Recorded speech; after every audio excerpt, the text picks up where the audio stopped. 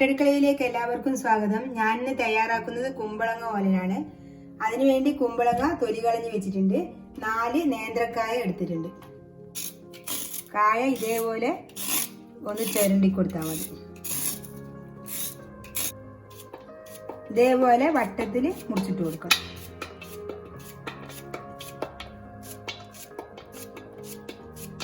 ഇനി കുമ്പളങ്ങ മുറിച്ചിട്ട് കൊടുക്കാം.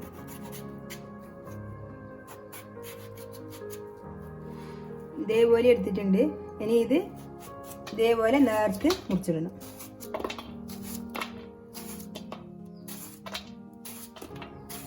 മുറിച്ച് കഴിഞ്ഞിട്ടുണ്ട്. ഇനി ഇത് കുക്കറിൽ 1 വിസിലിന് വേവിച്ചെടുക്കാം.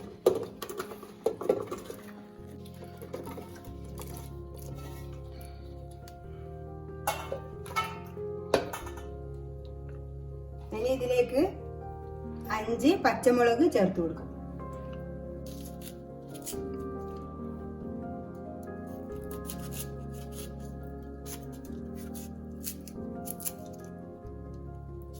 ഇതിന് ആവശ്യത്തിന് ഉപ്പ് ചേർത്ത് കൊടുക്കാം.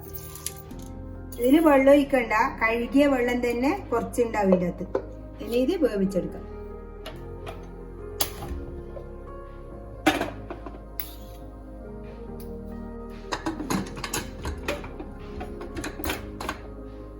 ഇനി ഇതിലേക്ക് ഒരു 4 പയർ എടുത്തിട്ടുണ്ട്. അത് മുറിച്ചു കൊടുക്കാം. ഇതേപോലെ നീളത്തിൽ മുറിച്ചെടുക്കണം. കുറച്ച് വെള്ളം ഒഴിച്ച് ഈ പയറ് വേവിച്ചെടുക്കാം.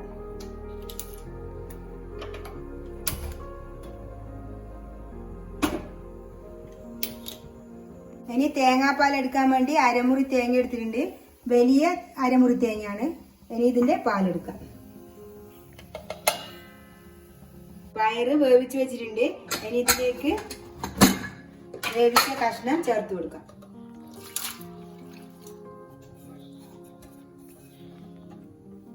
വൻപയറ് വേവിച്ച് വെച്ചത് ചേർത്ത് കൊടുക്കാം.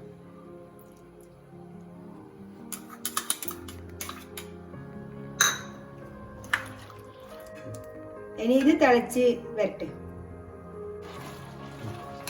ഇത് തിളച്ചിട്ടുണ്ട്. ഇനി ഇതിലേക്ക് തേങ്ങാപ്പാലിന്റെ 2ാം പാല് ചേർത്ത് കൊടുക്കാം.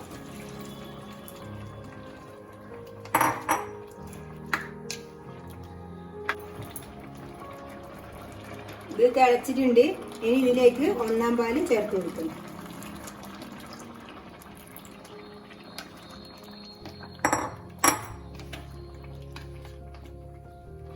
ഇതൊന്ന് തിളച്ചിട്ട് വരട്ടെ, എന്നിട്ട് ഓഫാക്കാം.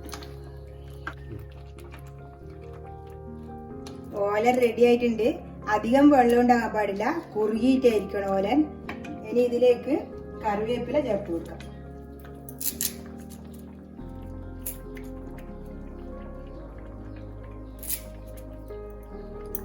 ഇതിലേക്ക് കുറച്ച് വെളിച്ചെണ്ണ ചേർത്ത് കൊടുക്കുന്നുണ്ട്.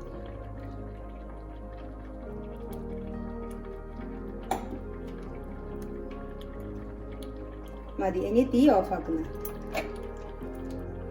ഇനി ഇത് മൂടി വെക്കാം.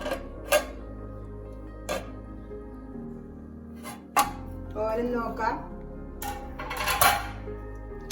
നല്ല കുറുകി വന്നിട്ടുണ്ട്. ഇതേ പരുവത്തിലായിരിക്കണം. എൻ്റെ വീഡിയോ ഇഷ്ടപ്പെട്ടിട്ടുണ്ടെങ്കിൽ ലൈക്ക് ചെയ്യാനും ഷെയർ ചെയ്യാനും സബ്സ്ക്രൈബ് ചെയ്യാനും മറക്കരുത്.